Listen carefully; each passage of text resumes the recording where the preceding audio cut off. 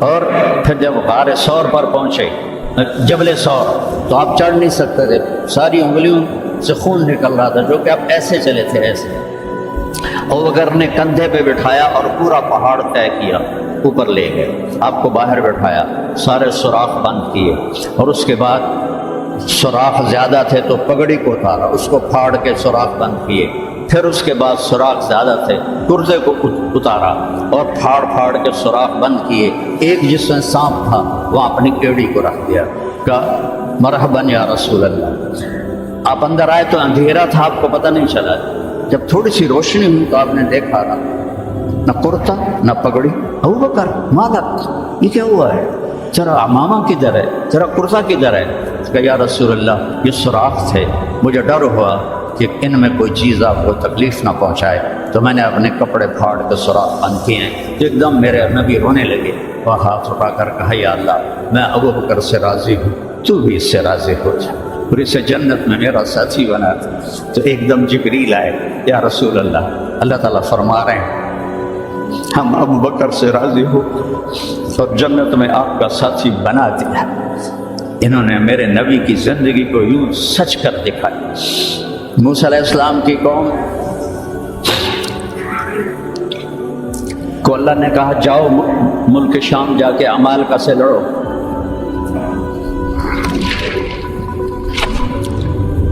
ان کا اذهب انت وربک فقاتلا، تو جا تیرا رب جائے، ہم نہیں لڑتے۔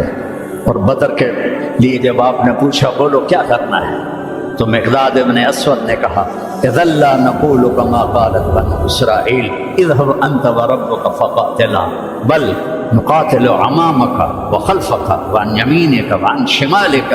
یا رسول اللہ ہم بنو اسرائیل نہیں ہیں کہ کہیں جا اور تو تیرا رب لڑے، ہم آپ کے آگے لڑیں گے، پیچھے لڑیں گے، دائیں لڑیں گے، بائیں لڑیں گے، ہماری لاشوں سے گزر کر وہ جائیں گے۔ بنو اسرائیل نے سمندر پار کیا، آگے پتھر کے بت کی پوجا ہو رہی ہے، یا موسیٰ اجعل لنا الہا کما لہم آلہہ، یا اللہ موسیٰ ایک خدا ہمیں بھی لے کر دو اس جیسا۔ یہ بنو اسرائیل ہیں، اور میرے نبی کا انتقال ہوتا ہے پیر کے دن، اور ابو بکر صدیق اوالی گئے ہوئے ہیں اپنی دوسری بیگم کے پاس، ان کو خبر ملتی ہے تو وہ بھاگے ہوئے آتے ہیں اور آپ کے چادر ہٹا کر آپ کا ماتھا چومتے ہیں اور گرم گرم آنسو ماتھے پہ گرتے ہیں، واہ خلیلہ واہ صفیہ واہ نبیہ۔ اور اس کے بعد آپ مسجد میں جاتے ہیں تو شور و فغاں ہے، اور عمر تلوار لے کے کھڑے ہیں، جو کہے گا اللہ کا رسول فوت ہو گیا میں اس کو قتل کر دوں گا، وہ اللہ کے پاس گئے ہیں، وہ واپس آئیں گے۔ ابو بکر ممبر پر آئے، کہا عمر اقعد اقعد، کھڑے ہوئے آدمی کو کہنا ہو بیٹھ جاؤ تو اقعد، لیٹے ہوئے آدمی کو کہنا ہو بیٹھ جاؤ تو اجلس۔ یہ حسن عربی ہے کہ ہر حیت کے لیے الگ لفظ ہے، کھڑے کے لیے اقعد، لیٹے ہوئے کے لیے اجلس۔ عمر اقعد، کہا نہیں بیٹھوں گا، تو پتہ چل گیا کہ جوش میں ہے، ممبر پر آئے، ایھا الناس من کان یعبد محمدا فإن محمدا قد مات، جو محمد کی پوجا کرتے تھے وہ سن لو کہ انہیں اللہ نے بلا لیا، ان کا انتقال ہو گیا۔ ومن کان یعبد اللہ فإن اللہ حی لا یموت، اور جو ایک اللہ کی پوجا کرنے والے ہیں ان کا رب زندہ ہے، موت سے پاک ہے۔ میرے نبی نے ایسے لوگ تیار کیے جنہوں نے میرے نبی کی زندگی کو سچ کر دکھایا اور جانوں کے نذرانے پیش کر کے آپ کی زندگی کو دنیا میں زندہ کیا۔ اس لیے ایک واحد جماعت ہے صحابہ کی جن کی زندگی میں ان کو جنت کے وعدے کر دیے گئے، کلن وعد اللہ الحسنی۔ اس میں سابقین بھی اور لاحقین بھی، سب کے لیے جنت کا اللہ تعالیٰ نے وعدہ فرما دیا ہے۔ ایک امت تیار کی، ایک امت تیار کی۔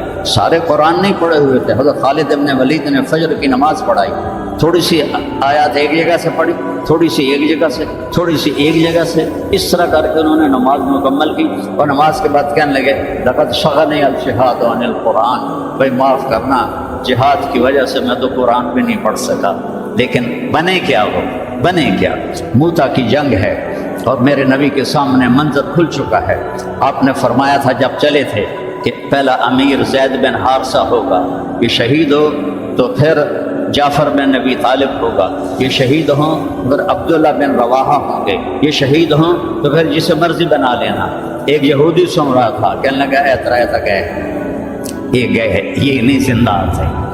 تو اور وہاں 1,00,000 رومی اور 3,000 صحابہ۔ تو حضرت زید بن ثابت شہید ہوئے۔ اللہ کے نبی نے کہا تقدم زید فقاتل وقتل ودخل الجنہ ثم اخذ الراية جعفر فقاتل وقتل ودخل الجنہ۔ پھر عبداللہ بن رواحہ ایک کونے میں 3 دن سے کچھ نہیں کھایا تھا، گوشت کی بوٹی نوچ رہے تھے کہ آواز پڑی جھنڈا گر گیا ہے عبداللہ، تو انہوں نے وہیں پھینکا۔ پہلے 2 درویش تھے، فقیر تھے، یہ بڑے مالدار تھے۔ پہلے 2 مہاجر تھے، یہ انصاری تھے۔ 4 بیویاں تھیں، باغات تھے، غلام تھے۔ فتردد بعد التردد، تو تھوڑی دیر کے لیے بیوی بچے غلام باغات کا خیال آیا تو کہنے لگے عبداللہ بیویوں کا خیال ہے سب کو 3 طلاق، باغات کا خیال ہے سارے صدقہ، غلاموں کا خیال ہے سارے آزاد۔ اقسمت یا نفس لتنزلن کارہۃ او لتطاوعن ان اجلب الناس وشد الرن ما لی اراک تکرہین الجنہ اطالما قد كنت مطمئنہ هل انت الا نطفۃ فی شنہ۔ اے عبداللہ کافی زمانہ گزر گیا ہے زندگی گزارتے ہوئے، چل اپنے ساتھیوں کے ساتھ مل تو بھی۔ اور جھنڈا اٹھایا اور آگے بڑھے، اور آپ نے فرمایا عبداللہ نے جھنڈا اٹھایا اور آگے بڑھے اور قتل ہوئے، اور پھر آپ خاموش ہو گئے تھوڑی دیر کے لیے۔ انصار کہنے لگے کہ ہمارے اوپر قیامت ٹوٹ پڑی کہ کیوں رک گئے؟ دونوں کی دفعہ تو فوراً فرمایا، اب کیوں رک گئے؟ پھر آپ نے کہا وَدَخَلَ الْجَنَّةَ۔ تو انصار نے عرض کی یا رسول اللہ آپ رک کیوں گئے تھے؟ کہا وہ تھوڑا سا اس کے دل میں کھٹک آئی تھی، اس لیے جنت میں جانے میں تھوڑی دیر ہو گئی۔ اب جھنڈا گر گیا، ثابت ابن اکرم نے جھنڈا اٹھایا، کون لے گا یہ جھنڈا؟ انہوں نے کہا تو لے، تو بدری صحابی ہے، تو لے۔ کہا نہیں میرے بس کا نہیں ہے۔ کسی نے آواز دی خالد کو دو۔ خالد کی پہلی جنگ تھی، صلح حدیبیہ کے بعد ایمان لائے، اور ان کی پہلی جنگ تھی۔ وہ فرمانے لگے بھائی میں تو ابھی مسلمان ہوں، کسی اور کو جھنڈا دو۔ کہا نہیں، سب نے کہا بس خالد۔ انہوں نے ایک ہاتھ میں جھنڈا لیا، جب یوں تلوار کو جب اٹھایا نا تو میرے نبی نے فرمایا ثم صلی اللہ سیفا من سیوفہ، اب اللہ نے اپنی تلواروں میں سے ایک تلوار کو نیام سے باہر نکالا ہے، اور انہوں نے ساری رومیوں کی فتح کو شکست میں تبدیل کر دیا۔ 9 تلواریں ان کے ہاتھ سے ٹوٹی لڑتے اور اتنا رعب چھا گیا کہ پورے روم میں دہشت پھیل گئی خالد بن ولید کی۔ یہ لوگ میرے نبی نے تیار کیے تھے، ایک امت بنائی تھی، یہ میرے نبی کا عظیم ترین کارنامہ ہے، اور اولین اور آخرین کا سب ایک جذبہ تھا۔ حضرت عمر کی مجلس میں ابو سفیان، اکرمہ بن ابی جہل، حارث بن ہشام، سہیل بن عمر بیٹھے ہوئے ہیں۔ حضرت بلال آ گئے، کہنے لگے آپ لوگ تھوڑا پیچھے ہو گئے۔ پھر حضرت عمار آئے، آپ نے کہا آپ لوگ تھوڑا پیچھے ہو گئے۔ حضرت صہیب آئے، آپ نے کہا تم لوگ تھوڑا پیچھے ہو گئے۔ پھر حضرت مقداد آئے، آپ نے کہا تم لوگ تھوڑا پیچھے ہو گئے۔ پیچھے ہوتے ہوتے جوتیوں پہ جا بیٹھے، مہاجرین اولین کو آگے بٹھایا۔ تو یہ غصے سے باہر نکل آئے، اور ابو سفیان کہنے لگے دیکھتے ہو عمر نے ہمارے ساتھ کیا کیا ہے؟ تو سہیل بن عمر کہنے لگے صحیح کیا، وہ ہم سے پہلے ایمان لائے تو وہ آگے نکل گئے، ہم بعد میں ایمان لائے تو ہمیں تو پیچھے ہی رہنا ہے۔ تو کہنے لگے اگر آخرت میں پیچھے رہ گئے تو پھر کیا ہوگا؟ یہ فتح مکہ کے مسلمان ہیں، فتح مکہ پھر کیا ہوگا؟ تو سارے گھبرا کے حضرت عمر کے پاس آئے کہ ہم نے دیکھ لیا ہے جو تو نے کیا ہے ٹھیک کیا ہے، چلو ہم پیچھے رہ گئے ہیں، لیکن کوئی طریقہ بتاؤ کہ آگے نہیں بڑھ سکتے تو جنت میں ساتھ تو ہو جائے۔ تو انہوں نے فرمایا انہوں نے جہاد میں جان دی تھی، تم بھی جانے لگا دو تو تم بھی ان کے ساتھ ہو جاؤ گے۔ تو 400 قریشی سردار مکہ سے نکلے، 400 اور حارث ابن ہشام ابو جہل کے چھوٹے بھائی ہیں، اتنے ہر دل عزیز تھے، جب یہ نکلے تو سارا مکہ چھوڑنے باہر آیا، اور سب رو رہے تھے، بچے بچیاں مرد عورت۔ تو حارث ابن ہشام کھڑے ہو گئے، کہنے لگے یا اہل مکہ، اے اہل مکہ، اللہ کی ذات کی قسم، مکے سے محبوب کوئی شہر نہیں، تم سے محبوب کوئی لوگ نہیں، لیکن ایک داعی نے آواز لگائی، اس پر ہمارے غلاموں نے لبیک کہا۔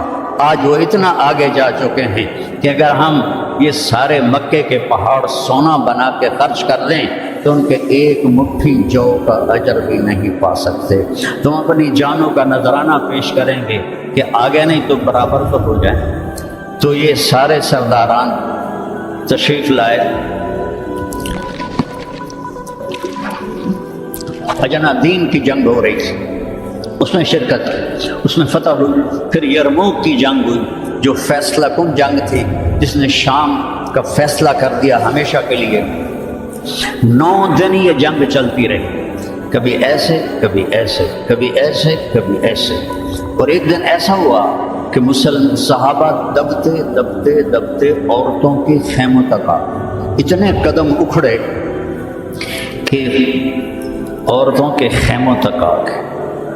تو حضرت اکرمہ رضی اللہ تعالیٰ عنہ نے اپنی تلوار کی نیام کو توڑ دیا اور لوہے کے ٹوپی کو اتار کے پھینک دیا، کہا من یبایعنی علی الموت، یا اللہ ہمیں موت دے گا یا فتح دے گا۔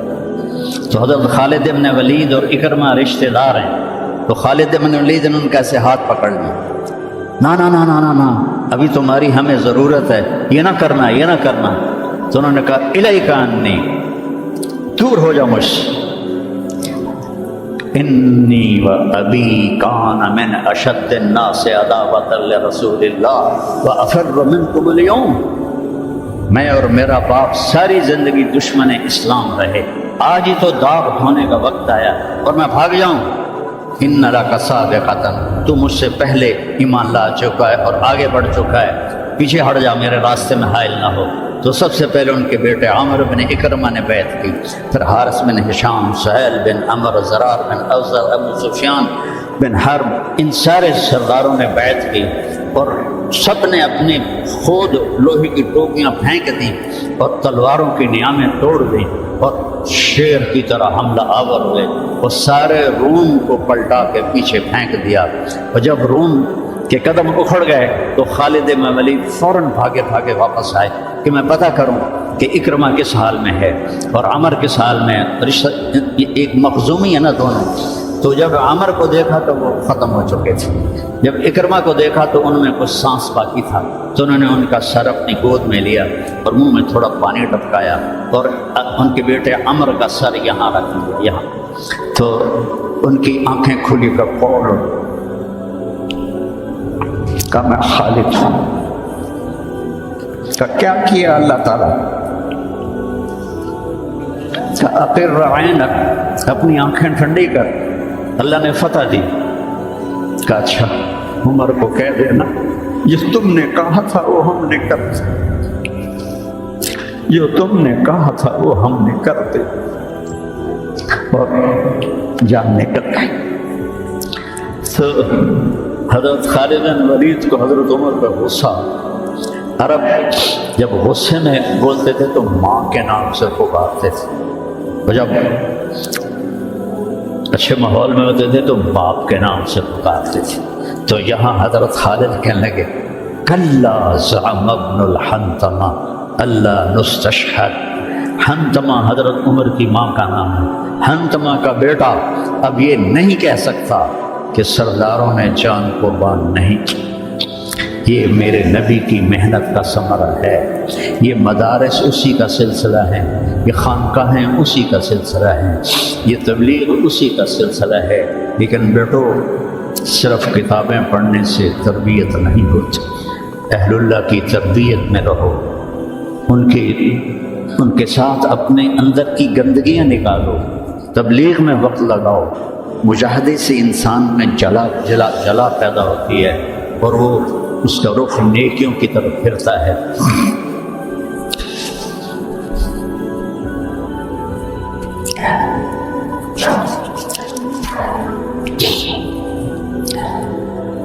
نیت کرتے ہو سارے؟ چند باتیں کہتا ہوں. اپنے اس ماحول میں غیبت کسی کی نہ کرو، نہ کرو نہ سنو. غیبت اشد من الزنا، غیبت زنا سے زیادہ سخت کام ہے. غیبت نہ کرو کسی کی. کئی لڑکے بہت ہی نیچے چلے جاتے ہیں، اپنے استادوں کی غیبت کرتے ہیں.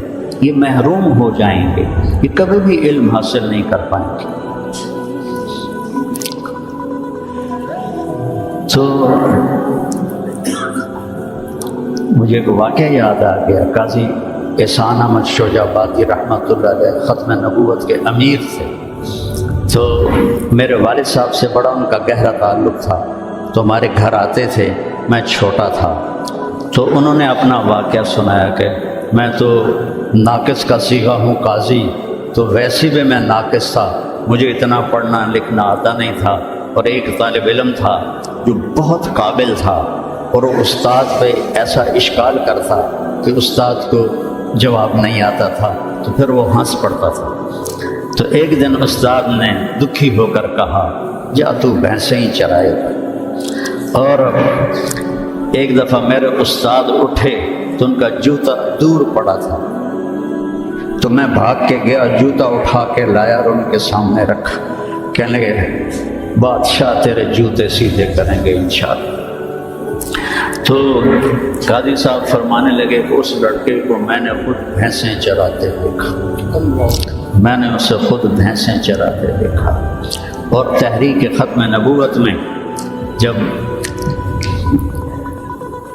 قاضی صاحب کو، چونکہ یہ تحریک کے سر امیر تھے، جب ان کو بلایا گیا تو جنرل اعظم تھا، گورنر پنجاب کا. تو جو بھی بات چیت ہوئی وہ تو انہوں نے نہیں بتائی تھی. جب اٹھے تو ان کے جوتے قالین سے پرے پڑے تھے. تو جنرل اعظم بھاگ کے گیا اور آپ کے جوتے اٹھا کے لا کے آپ کے سامنے رکھے. تو قاضی صاحب کو رونے لگے. تو انہوں نے کہا حضرت جی اس میں رونے کی کیا بات ہے؟ کہا نہیں، ایک بات یاد آئی ہے اپنے استاد کی، آج اس کو زندہ ہوتا دیکھ رہا ہوں تو اس پہ رونا آیا ہے. اپنے استادوں کی غیبت نہ کرو، ان کی برائی نہ دیکھو. وہ آنکھیں بند کر دو جو کسی کی برائی دیکھتی. اپنے عیب دیکھو، دوسروں کی خوبیاں دیکھو. ایک آپ میں غیبت نہ ہو. کوئی آپس میں لڑا ہوا نہ ہو کہ میں نے اس سے بات نہیں کرنی. اب بچے ہیں، جوان ہیں، ہو سکتا ہے کوئی بچہ کسی بچے سے لڑا ہوا ہو اور اس کی بول چال بند ہو. تو ایسے دل کے اوپر تالے نہ لگاؤ، اپنے دل کو کھلا کرو اور معاف کر دو اور اس کے سینے سے لگ جاؤ. تب جا کر تمہارے اندر علم کا کچھ نور آئے گا. جس دل میں بغض ہوتا ہے اس میں علم نہیں آتا ہے. اور پہلی تکبیر اولیٰ کی کوشش کرو. تکبیر اولیٰ کے ساتھ نماز پڑھنے کی کوشش کرو. تکبیر اولیٰ کے ساتھ نماز پڑھنے کی کوشش کرو. اب جوان ہیں، تہجد کی پابندی کرو. بڑی پرانی بات ہے. مولانا یوسف صاحب رحمہ اللہ کے تھے ایک تربیت یافتہ میاں جی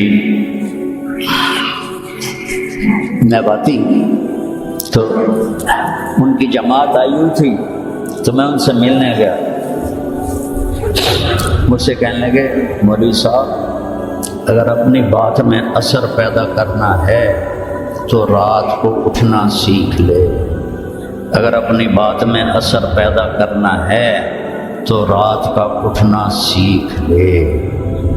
یہ آپ سے بھی کہتا ہوں کہ رات چاہے 2 نفل پڑھ لو، لیکن رات کو اٹھ کر قل لیل الا قلیلا نصفہ او انقص منہ او زد علیہ ورتل القرآن ترتیلا. یہ رات کا اٹھنا ان ناشئۃ اللیل ہی اشد وطئا واقوم قیلا ان لک فی النہار سبحا طویلا واذکر اسم ربک وتبتل الیہ تبتیلا. رات کا اٹھنا یہ آپ کے اللہ سے ملا دے گا. آپ آپس میں نفرت نہ ہو، آپس میں نفرت نہ ہو، آپس میں کسی سے بول چال بد نہ ہو، کسی استاد کی بے اکرامی نہ ہو.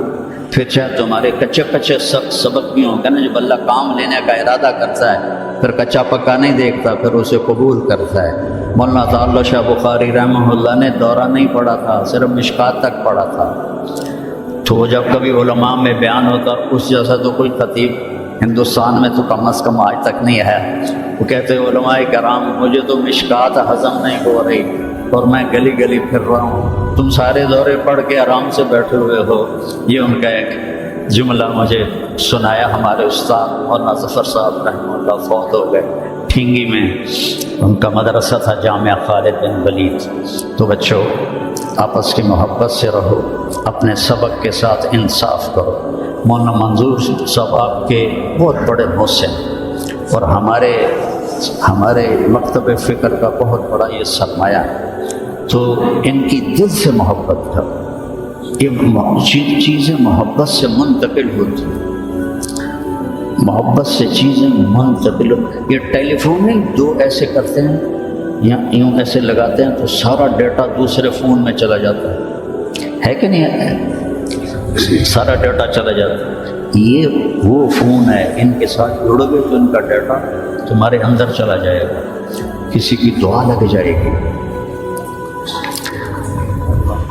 ایک دفعہ واقعہ سنا کہ میں بس کرتا ہوں۔ میں مدرسے کا امیر تھا رائمنڈ میں، تو مجھے سارے دن کی کارگزاری سنانی ہوتی تھی مولانا احسان صاحب کو، جو آج کل بہت علی ہے۔ تو میں برآمدے میں کھڑا تھا، سردیوں کے دن تھے، تو مولانا عبد الرحمن صاحب رحمۃ اللہ علیہ میرے استاد تھے، سب سے شفیق، وہ برآمدے میں ان کا بستر ہوتا تھا، مولانا احمد بٹلہ وہ، تو انہوں نے کروٹ بدری یا ہائے زور سے، تو احمد بٹلہ صاحب فرمانے لگے مول صاحب خیریت ہے، کیا ہوا؟ کہ سر میں بڑا درد تھا۔ تو اس وقت رائمنڈ میں تھرموس رکھنا جرم تھا، تو دو تین لڑکے تھے جنہوں نے چھپا کے رکھا ہوا تھا، تو مجھے پتا تھا، تو میں اسی وقت اڑ کے گیا اور اس سے میں نے کہا تھرموس، تو انہوں نے کہا وہ وہاں چھپا کے رکھا ہے۔ میں نے وہ لیا اور بغل میں دبا کے اوپر چادر لے لی، سردیوں کا زمانہ تھا۔ مولانا تشریف لائے، ان کے ساتھ میں ان کے گھر تک گیا، وہ کارگزاری سنائی، وہ اندر گئے، میں نے وہیں سے دیوار سے چھلانگ لگائی۔ یہ 72-73 کی بات ہے، جب کوئی بازار نہیں تھا رائمنڈ میں، 2-3 صرف چھوٹے چھوٹے ہوٹل تھے اور 10 بجنے والے تھے، اور اس وقت سناٹا ہوتا تھا۔ میں نے کہا یا اللہ، چائے بھی مل جائے اور سر درد کی گولی بھی مل جائے تو آج میرا کام بن جائے۔ تو میں نے سارا دیکھا تو سب ہوٹل بند ہے، ایک ہوٹل بند تھا لیکن تھوڑا سا کیواڑ کھلا ہوا تھا اور اندر سے روشنی آ رہی تھی، وہ انور نام کا ایک ساتھی کا مرحوم، اس کا ہوٹل تھا۔ میں اندر گیا، میں نے کہا بھائی انور چائے چاہیے؟ کہا بھائی میں تو تھک گیا ہوں سارا دن، تو خود بنا لے۔ تو وہ اسٹوو ہوتا تھا ہوا والا، وہ میں نے چائے بنائی، تھرموس میں ڈالی۔ میں نے کہا کوئی سر درد کی گولی ہے تیرے پاس؟ اب چائے کے کھوکھے پر کھوکھا، سر درد کی گولی کا کیا کام؟ کہنے لگا وہ پھٹے پر دیکھو شاید کوئی پڑی ہو۔ تو میری تقدیر میرا ساتھ دے رہی تھی، میں نے دیکھا تو ایک ساری ڈان ہوتی تھی اس وقت، وہ سر درد کی گولی تھی، جیسے آج کل پیناڈول، وہ ساری ڈان پڑی تھی۔ میں نے کہا لے بھائی آج کام بن جائے۔ میں نے وہ لی اور توڑ لگائی، اور جب مولانا چادر لے کے پڑھتے تو میں نے ایسے پاؤں دبائے، تو انہوں نے سر سے رضائی ہٹائی، مجھے دیکھا، کیا بات؟ میں نے کہا جی یہ چائے ہے۔